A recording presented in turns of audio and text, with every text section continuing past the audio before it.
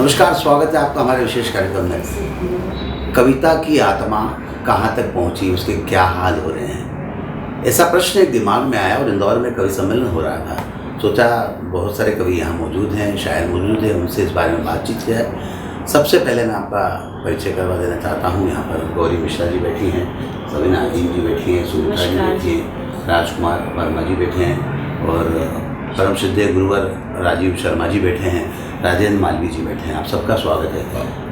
सबीना जी, मैं शुरुआत आपसे करना चाहता था। मैं जानना चाहता था कि कवि सम्मेलन में कविता का दौर बदला है, ऐसा कहते हुए थोड़ा सा अफसोस भी होता, पर कविता की आत्मा को मार दिया गया है। कितनी सहमत है आप इससे?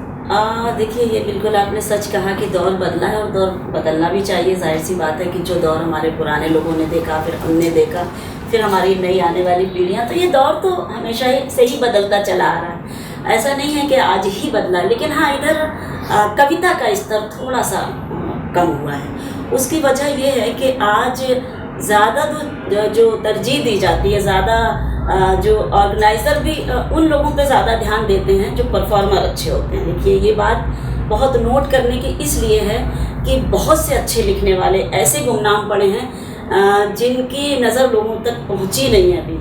आप यकीन करें, जब हम कभी कभी गोष्ठियों में शामिल होते हैं, छोटी छोटी गोष्ठियाँ गाँव में, कस्बों में जब होती हैं, और उन गोष्ठियों में जब हम कविता और शायरी सुनते हैं तो हम सोचते हैं कि हमारे कवि सम्मेलन और मुशायरे में ये कविताएं क्यों नहीं है आखिर। तो उसकी वजह ये है कि हम भी ऐसे ही लोगों को प्रमोट करते हैं जो शायद कविता में कम इतने पार किए हैं लेकिन परफॉर्मर बड़े अच्छे हैं। अच्छा, आपको भी ये देखना पड़ता है कि भाई जिसकी डिमांड हो रही है, अब शबीना अदीब की डिमांड है तो मजबूरी है आपको भी बुलाना। तो सच्चाई से कहीं ना कहीं आदमी को मतलब अपने आप को अलग नहीं रखना चाहिए, उसको एक्सेप्ट करना चाहिए कि हाँ, दौर बदला है। लेकिन ये कोशिशें हमारी और आपकी सबकी हैं, ऑर्गेनाइज़र की भी हैं, साहित्यकार की भी हैं, कि वो अगर ये कोशिश कर ले कि हम कहीं ना कहीं ऐसा एक नाम ज़रूर देंगे, और ऑर्गेनाइज़र ये तय कर ले कि अगर किसी कवि ने कोई नाम दिया है, सपोज करें, तो हमें उसको बुलाना ज़रूर चाहिए। होता क्या, कभी कभी हम रिकमेंड करते हैं और हमारी ही बात को नकार दिया जाता है, हमारी बात को निगलेक्ट किया जाता है, तो हमें अफसोस होता है कि इतना अच्छा लिखने वाला और आखिर क्यों नहीं अभी तक मंचों पर आया। तो ये ध्यान हम सबको देना पड़ेगा। गौरी जी, आप क्या कहती हैं? मेरा ये मानना है कि कविता का स्तर जो है वो जैसा समाज होता जा रहा है उसी हिसाब से ढलता जा रहा है। क्योंकि अगर ऑर्गेनाइज़र किसी भी तरह की डिमांड करते हैं तो वो समाज और जनता को ध्यान में रखते हुए करते हैं, जैसी पब्लिक डिमांड रहती है। और दीदी ने बिल्कुल सही कहा कि वक्त के साथ बदलना बहुत ज़रूरी है। सबसे बड़ी बात है कि कवि सम्मेलन एक प्रोफेशनलिज्म में आ चुका है। ये अब एक साहित्यिक क्रिया या प्रक्रिया नहीं रही। अगर ये साहित्यिक रहती तो कवि गोष्ठी ही सही है, और जहाँ पे हर अच्छे से अच्छे साहित्यकार आपको सुनने को मिल जाएंगे और हमें कुछ सीखने को मिलता है। लेकिन कवि सम्मेलन में हमारे ही बड़े कलमकारों द्वारा जब से ग्लैमर और एक प्रोफेशनल आ चुका है, तो तब से मुझे लगता है कि जैसा जनता चाहती है वैसा हमारे साहित्यकार अपने आप को ढालते जा रहे हैं और उन तक पहुंचाते जा रहे हैं, और जनता का आदेश कोई ठुकरा नहीं सकता है। तो मुझे ऐसा लगता है कि वक्त के साथ साथ स्तर भी उसी तरीके का होता जा रहा है जैसा जनता को पसंद है। लेकिन कोशिश हम लोग, जैसे कि हमारे साथ की जो पीढ़ी है, दीदी बहुत सीनियर हैं और मैं तो उनको काफ़ी कुछ सुन करके आज मंचों पे थोड़ी बहुत अपनी जगह बना पाई हूँ कि उनके सानिध्य में मैं पढ़ती हूँ। लेकिन मेरी कोशिश ये हमेशा रहती है कि मैं हमेशा मंच पे वो बात ज़रूर कह के जाऊँ कि लोग अपने घर में जाके अपने भाई बहन, अपने माता पिता, अपने बहन बच्चों सबको शेयर कर सकें, और आने वाली पीढ़ी हमारे लिए भी कुछ ना कुछ अच्छा कह सके कि हमने उनकी बातों को फॉलो किया है।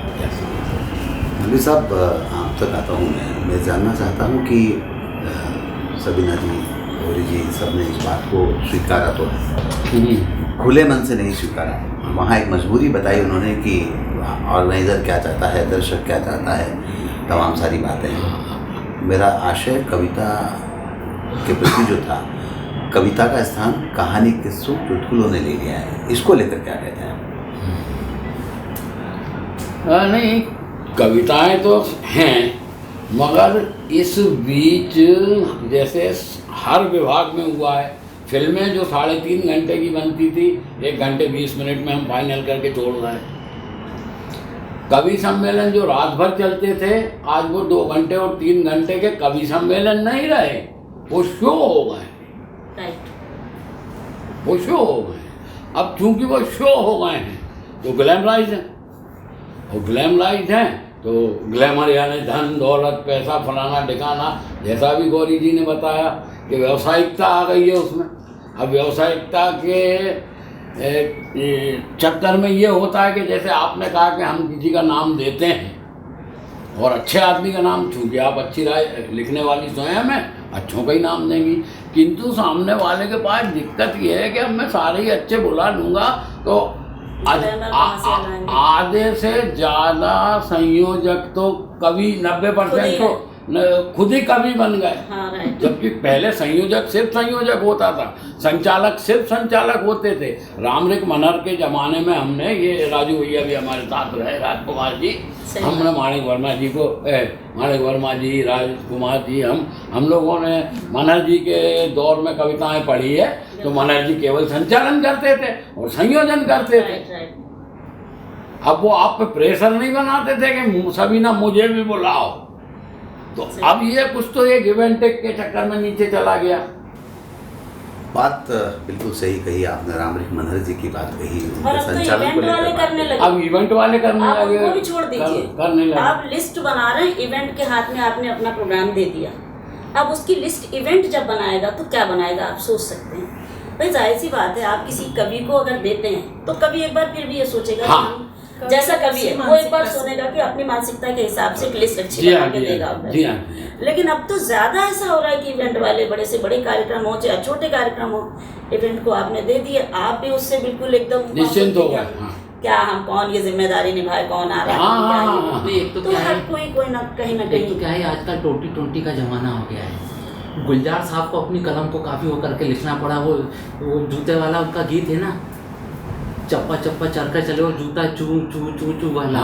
तो मतलब मेरे तो काफ़ी गुलजार साहब से भी संबंध रहे हैं। मैं तो खुद ही इतने बड़े साहित्यकार का बेटा हूँ, तो मेरे को खुद को भी लगता है कि नहीं, आजकल कविता का स्टैंडर्ड तो काफ़ी गिर गया है।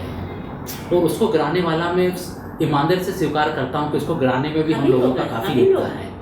सुमित्रा जी क्या कहती हैं आप इसको?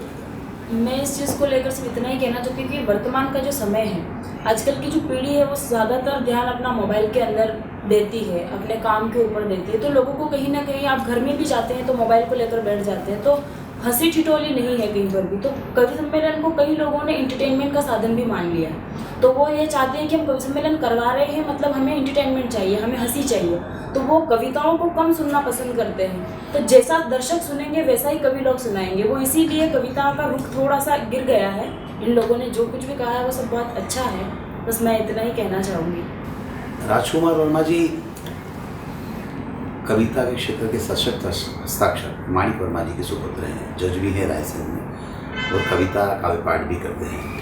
तमाम सारी बातें इनके साथ जुड़ी हुई है। उन्होंने बहुत स्पष्टता के साथ स्वीकारा इस बात को, इसको लेकर कि हम स्वयं भी इसके लिए जिम्मेदार हैं। राजू भाई आप क्या कहते हैं इसको लेकर? सुनील भाई, आपने जो प्रश्न की शुरुआत की थी कि कविता की आत्मा, तो हमें इस पर विचार करना पड़ेगा कि कविता की आत्मा क्या है। क्या हम केवल तुकांत पंक्तियों को ही कविता मानेंगे, या फिर शरद जोशी और केपी सक्सेना के लिखे हुए गद्य को भी कविता मानेंगे? तो कविता की आत्मा तक पहुंचना है तो इसकी सर्वमान्य परिभाषा विशेष तौर पर हिंदी साहित्य में विश्वनाथ नाम के एक व्याकरणाचार्य ने दी है। वो लिखते हैं कि रसात्मकम वाक्यम काव्यम, ऐसा हर वाक्य जो श्रोता अथवा पाठक के मन में रस का उद्रेक कर दे वो काव्य है। इसलिए अब काव्य की फ्रेम में हम किसी भी तरह के रदीफ काफिये का मिलान करें, उससे ज़्यादा ज़रूरी यह है कि आप जो कह रहे हैं, नंबर 1 क्या वो परिवार में सुनने लायक है, नंबर 2 क्या वो समाज में पढ़ने लायक है, नंबर 3 क्या वो देश में दिखने लायक है। यदि वो ऐसा है तो फिर वो चाहे गद्य के स्वरूप में हो या पद्य के स्वरूप में हो, वो कविता है। और जिस कविता की आत्मा यानी उसका मूल सशक्त होता है, उसका मूल शालीन होता है, उसका मूल दूरदृष्टि को लिए होता है, उसके मूल में कोई पैगाम होता है, वो कविता शाश्वत हो जाती है, वो ज़्यादा दूर तक चलती है ना। 50 चुटकुले सुनाने वाले आए, आकर चले गए, आते रहेंगे, वो अपनी तरह का मनोरंजन करते रहेंगे। जैसे एक बहुत अच्छी फिल्म में भी एक जोकर टाइप व्यक्ति की ज़रूरत होती है, कॉमेडियन की ज़रूरत होती है। तो चूंकि ये इवेंट बन गई, जैसा शबीना जी ने, गौरी ने, सुमित्रा ने, राजकुमार भाई ने, आलसी जी ने कहा कि ये एक इवेंट बन गई, तो इवेंट बन गई तो भाई अब वो तो एक थाली है भोजन की, तो अब आपको है ना जनता को यदि स्वाद के क्षेत्र में मैंने काव्य रस का पान करवाना है तो उसमें आपको उस थोड़ा चटनी भी रखनी पड़ेगी, अमचूर भी रखना पड़ेगा, प्याज व्याज काटना पड़ेंगे, गरम मसाला बुरबुराना पड़ेगा, क्योंकि आपको एक संपूर्ण थाली देनी है। आप यदि विशुद्ध और शुद्ध और परिशुद्ध घी के इसमें तरबतर केवल रोटियां खिलाते जाएंगे ना तो मज़ा नहीं आएगा। इसलिए छोटे छोटे जो अचार आ रहे हैं, छोटे छोटे चटनियाँ आ रही है छोटे छोटे चम्मचों से, तो वो कोई कविता की आत्मा को मारने में समर्थ नहीं है, क्योंकि आत्मा का तो अर्थ ही होता है ना, नैनम छिंदन्ति शस्त्राणि नैनम दहति पावक न चैनम क्लेदयन्त्यापो न शोष्यति मारुत। आत्मा तो वो है ना जिसे न हवा सुखा सके, न पानी भिगो सके, न आग जला सके, न मारुत उड़ा सके। तो इसका तो कोई किसी भी विधा की आत्मा पर तो कभी प्रहार हो ही नहीं सकता। उसके शरीर के स्वरूप पे यदि प्रहार हो रहा है तो उसका ट्रीटमेंट हो सकता है, क्योंकि बहुत सारे MBBS डॉक्टर, ये जो जितने बैठे ना, ये सब अपने अपने क्षेत्र के MBBS डॉक्टर हैं, और ये मुझे यकीन है, मैं बहुत आशावादी हूँ एक प्रोफेसर होने के नाते, एक पत्रकार होने के नाते, कि कविता का बेहतरीन स्वरूप जो है अब आगामी एक दशक में अपने सर्वांग स्वरूप में इस भारत भूमि पर उतर कर पूरे विश्व को मार्गदर्शित करेगा कि आखिर पोएट्री होती क्या है। ये तुलसीदास का वतन है, ये गालिब का वतन है, ये दिनकर का वतन है। तो ऐसी मेरी सोच है। तो आपने सुना कि जब किसी कवि को छेड़ दो तो कवि जब कविता की आत्मा के बारे में आप बात करते हो तो कितने अच्छे ढंग से, कितने व्यंग्यात्मक ढंग से उन्होंने उस सब चीज़ों पर प्रहार किया है और बता दिया कि असलियत में कविता है क्या, काव्य है क्या। रामरिक मन्ना जी की आपने बात कही कि वे सिर्फ संचालन करते थे। गौरी जी, आपको यूट्यूब पर काफ़ी संचालकों के साथ नोक झोंक में देखा जाता है। क्या लगता है ये जो संचालक होते हैं लोगों को क्राउड फुलिंग या एंटरटेन करने के लिए या लोगों को अपनी तरफ अट्रैक्ट करने के लिए इस तरह का काम करते हैं, कितनी सहमत है इससे? मैं इससे सहमत बिल्कुल भी नहीं हूँ कि ये सिर्फ संचालक करते हैं। मैं आपको सच्चाई बताऊँ, मैंने अपने काव्य सफ़र की शुरुआत जो की वो राजस्थान और मध्य प्रदेश की माटी से ही इस तरीके से की कि यहाँ हमेशा मुझे आमंत्रित किया जाता था और यहीं के मंचों से मैंने नोकझोंक नामक शब्द सीखा, देखा और मुझे बाकायदा कुछ मेरे जो सीनियर कवित्रियाँ हैं उनके वीडियोस के लिंक दिए गए, क्योंकि मैं जब आई थी मैं तो कवि गोष्ठी से all India radio Rampur Akashvani से मेरा सिलेक्शन हुआ था और कविताएं लिखती थी और मैं मंच पे सिर्फ कविता पढ़ना जानती थी। लेकिन जब मैं यहाँ के मंचों पे आती थी राजस्थान मध्य प्रदेश के, तो मुझे बाकायदा जो आयोजक होते थे वो ये कह देते थे तुमने पब्लिक को आज बोर कर दिया, तुमने संचालक के साथ नोकझोंक नहीं करी, अब हम तुम्हारी पेमेंट से इतने पैसे काटेंगे। अब आप बताइए, छोटी सी थी मैं उस वक्त जब नहीं, अभी 7 साल का सफ़र ही तय किया है मैंने, बहुत छोटी कलम अपने आप को मानती हूँ। रोते हुए घर जाती थी और अगली बार ये सोच के आती थी कि मुझे किसी से डांट नहीं खानी है। तो मैं बाकायदा यूट्यूब पे मेरी जितनी कुछ बड़ी कविताएं हैं जो जिनके दौर से ही चलता आया है, मैंने कुछ ही शुरुआत नहीं की है। ये बात अलग है कि मेरी बातें प्रसिद्ध ज़्यादा हो चुकी कि लोग मुझसे ही वो पूछते हैं, लेकिन दौर पता नहीं कहाँ से ही चलता आ रहा है, मैं भी नहीं जानती, मैं तो अभी नई और नन्ही कलम हूँ। लेकिन मैंने उन कवित्रों के वीडियोस देखे, खंगाले रात दिन उनको, मतलब ये देखा कि नोकझोंक एक्चुअली होती क्या है। मैं तो सिर्फ कविता लेकर के ही मंचों पे आई थी, मुझे इन मंचों के ही लोगों ने ये सिखाया कि नोकझोंक क्या होती है। और जब मैं फिर यहाँ की माटी पे आकर आयोजकों की डिमांड पे, संयोजकों की डिमांड पे, इवन हमारे जो संचालक महोदय होते थे उनकी डिमांड पे फिर मुझे वो जब करती थी और सामने से खूब प्रशंसा मिलती थी, तो मैं सोचती थी कि शायद आज मैं सफल हुई। लेकिन मैंने अपना कर्तव्य फिर भी निभाया। मैं जब भी अपने काव्य पाठ का समापन करती हूँ, मैं हमेशा अपने बेहतरीन मन की बातों से, उन गीतों से करती हूँ जो शायद कहीं ना कहीं पारिवारिक दिलों की गहराइयों तक उतरते हैं। तमाम सारी बातें, तमाम सारे मुद्दे और सबकी अपनी अपनी बातें, सबकी अपनी अपनी राय। राजेश जी, जब हम शो के शुरुआत में बात कर रहे थे तो आपका मन बड़ा व्यथित था इस विषय को लेकर, तो संक्षेप में बताइए क्यों व्यथित था? वैसे यूँ था कि अभी राजीव भाई ने जैसा कहा कि 10 साल में एक परिवर्तन आएगा और हम फिर वहाँ पहुँचेंगे और उस जगह पर बैठकर जो गहन जो चिंतन करके लाते हैं, जो अंदर से निचोड़ के लाते हैं, जो दिल की बात लेकर के, मैंने कोई बात कह दी और आपके रोंगटे खड़े हो गए, वो बात वो हुई कविता। क्या बात, इतना प्रभाव हमने किया।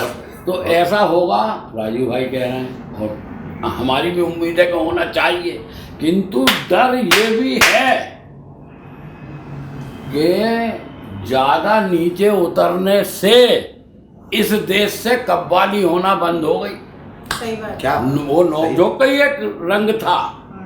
आप भी जानते हैं कव्वालियाँ बंद हो गई। सवाल जवाब ये इसी में सबीना तो जी, आप क्या मुझे कहती हैं इसको लेकर?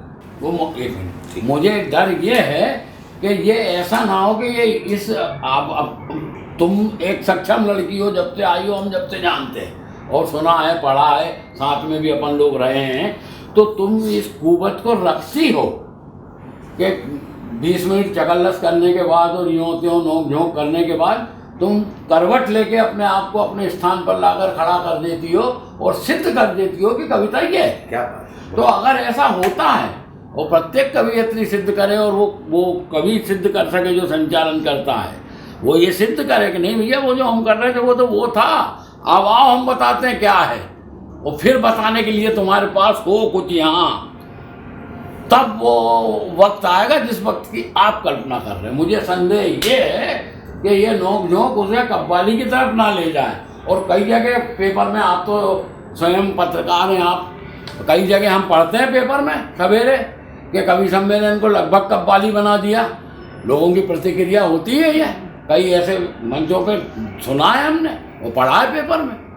इन्हीं सब बातों के मद्देनजर हम आपसे ये बात कर रहे हैं कि कवि सम्मेलन को आपने कहा कव्वाली बना दिया, कवि सम्मेलन को लेकर तमाम सारी बातें कही जा रही हैं, कहानी किस्सों की चुटकुलों का कवि सम्मेलन में परिवर्तित हो जा रहा है। सम्मेलन जी, आप क्या कहती हैं कव्वाली को लेकर जो इन्होंने बात कही, मैं उस पर आपका ध्यान। देखिए, सबकी अपनी अपनी राय, सबकी अपनी अपनी सोच होती है। शबीना अदीब ने जो महसूस किया, क्योंकि मैंने हमेशा अगर तरजीह दी है तो सिर्फ शायरी को दी है, और कोशिश ये की है कि अगर कहीं पर लोग जो अव्वल तो अगर मुझसे कोई अपनी, मैं बात बता रही हूँ, मेरा अपना जो मिजाज है, मुझसे कोई अगर नोकझोंक करेगा तो मैं उसको शायरी के माध्यम से ही जवाब दूँगी। मैं आलतू फालतू कोई बात नहीं कहूँगी, क्योंकि ये मैंने अपने बड़ों से सीखा भी है। और मैंने जो गोष्ठियों में, जिन गोष्ठियों में मैंने हिस्सा लिया है, वहाँ मैंने यही सीखा है कि हमारी तहजीब क्या होती है, हमारा अदब क्या होता है, हमारा साहित्य हमें क्या सिखाता है। ठीक है, आज दौर बदला है, लोग नोक-झोंक कर रहे हैं, ये उनकी अपनी सोच है।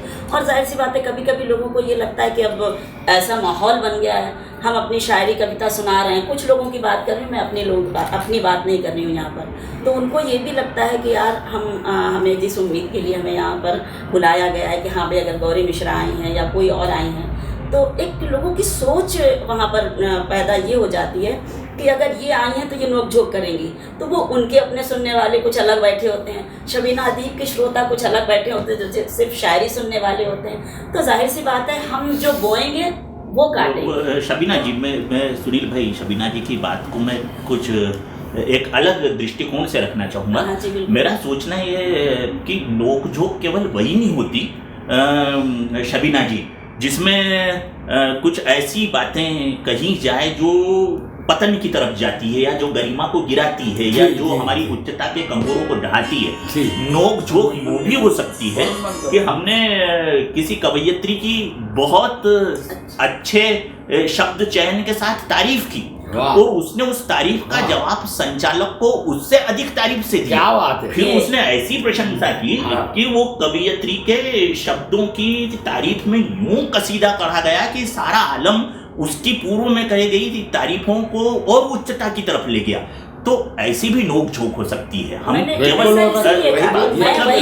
शबीना जी, आपने बिल्कुल सही कहा। मतलब मैं भी एक संचालक हूँ और विगत अनेक दशकों से नोक-झोंक करता हूँ, लेकिन मेरी नोक-झोंक ऐसी ही होती है कि शबीना जी आई तो मैं यही कहूँगा कि ये मेरी छोटी बहन के रूप में आई है, लेकिन इनकी प्रशंसा में कुछ मैं ऐसी बात कहूँगा जो चाहे उर्दू में हो, चाहे अंग्रेजी का प्रयोग भी मैं काफी करता हूँ, हिंदी हो, संस्कृत हो, कि इससे इनकी क्वालिटी बाहर आएगी। राइट।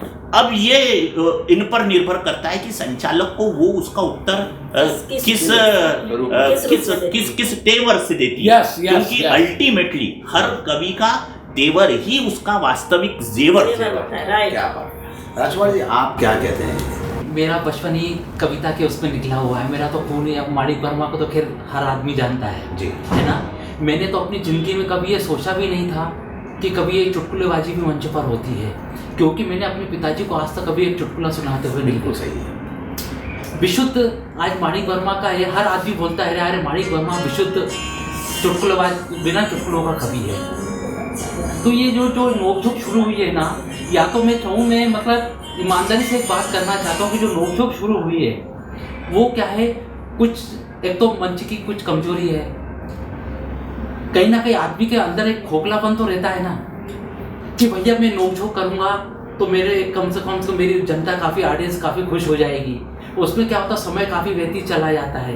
और नोकझोंक क्या है, ऐसी नोकझोंक नहीं होना चाहिए, नोकझोंक होना चाहिए साहित्यिक। सही बात, राजीव भाई क्या साहित्यिक नोकझोंक होना चाहिए। ऐसा नहीं कि उसने कुछ बोला फिर वो अश्लील तरीके से अपने जवाब दे दिए, फिर वो अश्लीलता से अपना वो कर रहा है, तो उससे क्या होता है, एक आजकल धीरे धीरे क्या होता है, धीरे धीरे मैं राजीव भाई से बिल्कुल सहमत हूँ। धीरे धीरे क्या होता है, हमको ऐसे तो राजीव भाई हर वाक्य को रोकना चाहिए जो द्विअर्थी या बहुअर्थी है। हमारी बात बिल्कुल स्पष्ट और सरल जानी चाहिए, क्योंकि द्विअर्थी वाक्य का अर्थ ही ये है कि हम छिपे हुए रेपर में गाली परोस रहे हैं। और क्या बात, और ये सच्चाई भी है, क्योंकि मैं तो भुक्तभोगी हूँ इस चीज़ के लिए। जब भी संचालक कोई ऐसी टिप्पणी कर देता है जो मेरे आत्मसम्मान को ठेस पहुंचाती है, तो मेरा दायित्व बनता है कि मैं साहित्यिक तरीके से उसको जवाब जरूरी करना पड़ता है मुझे, क्योंकि मुझे ये दिखाना है कि मैं एक बेटी के रूप में, एक कवित्री के रूप में आई हूँ। ये नहीं कि आप कुछ और समझ के कुछ शब्दों के दायरे को पलट करके ही कुछ और तरीके से परोसे हमें। सुमित्रा जी, तब मैं जवाब दूँ। आप क्या कहती हैं? मैं इस बारे में,